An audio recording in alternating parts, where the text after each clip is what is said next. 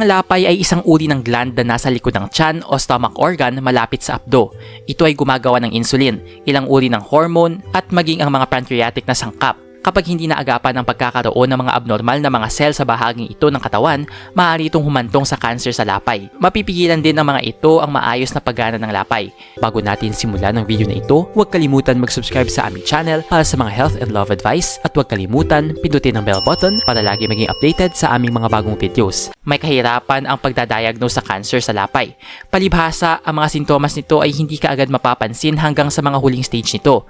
Ang dahilan ay ang liit ng sukat na mga tumor nito na nagbibigay ng hindi matukoy na mga sintomas. Kapag malala na ang cancer sa lapay, mapapansin ang mga sumusunod na sintomas.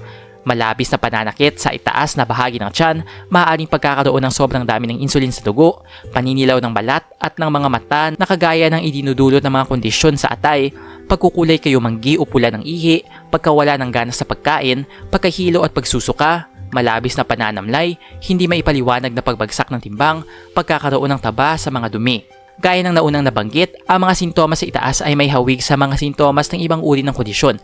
Kaya may kahirapan ang pagtiyak kung ang isang tao ay may cancer sa lapay hanggang sa huling bahagi ng pag-usbong nito sa katawan. Nag-enjoy ka ba sa video ito? Please hit the like button and subscribe sa aming channel para sa iba pang video tulad nito. Salamat sa panonood!